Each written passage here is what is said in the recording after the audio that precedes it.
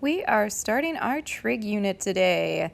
So this is going to be a flashback to geometry. We're going to talk about angles to start with. So an angle is formed by rotating a ray around its endpoint. So if I take this ray, I rotate it around, I get an angle. The ray that I start with is called my initial side, and where I end up at after my rotation is called my terminal side. Angles can have a positive angle measure or a negative angle measure. So one I just drew was a counterclockwise rotation. Counterclockwise is positive angle measure. And if I rotate the other direction in a clockwise direction, that would be a negative angle measure instead. Things you probably remember, if two angles add up to 90 degrees, they are called complementary. So like 40 degrees and 50 degrees would be complements. If they add up to 180, they are supplementary. And classifying angles, they like to use theta, that's that 0 with the slash through the middle to represent angles. If it's between 0 and 90, it's acute, 90 is right, 90 to 180 is obtuse, and 180 degrees is a straight angle. So say that you have a 55-degree angle, and you want to find its complement and its supplement. Well, I would just take from a complement 90 degrees minus 55 degrees and get 35 degrees. And then my supplement, since those add up to 180, if I subtract 180 minus 55 degrees, my supplement would be 125 degrees. Let's say we have some angle measures we need to find. If you look at our picture, it's got a little right angle symbol in it. So if I take those two angles and put them together, 2r plus 3r is supposed to equal 90 degrees. That'd give you 5r equals 90. Divide by 5, and you end up with r equals 18 degrees. Make sure you answer the question. We need the measure of each of those angles, so plug them back in. 2r would be 2 times 18, which is 36 degrees, and 3r would be 3 times 18, which would get you 54 degrees. Make sure you put your degree symbols on your angles. That is important. Make sure you do it.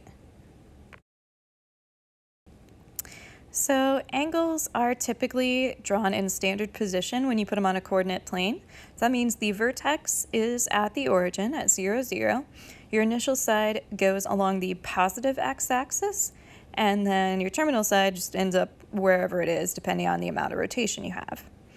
There are angles called coterminal angles because they share the same initial and terminal sides. So if you think about co means like sharing, if they share the same initial and terminal sides, they are coterminal angles.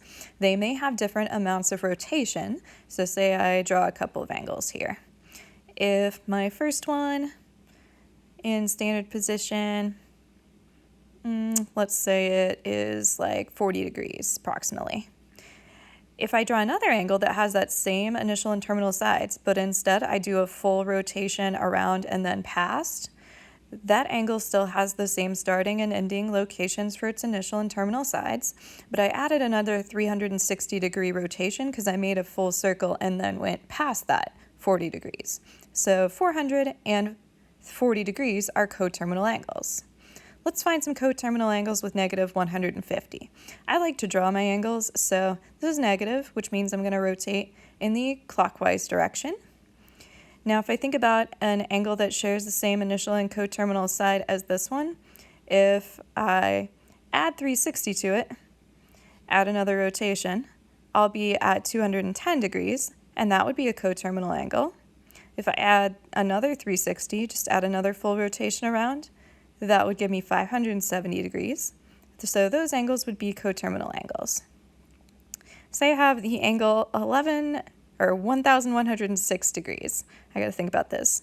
It's 360, 360. Think about how many full rotations you've got. There are 3 of them. And then a little bit more.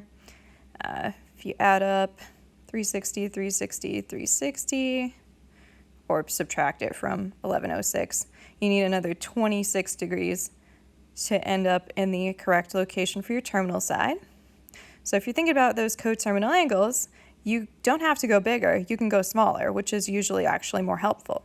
So if I subtract 360 and get an angle that has one less full rotation, 746 would be coterminal. So with 386, I'm even going to do one more and get 26 degrees as my smallest positive coterminal angle.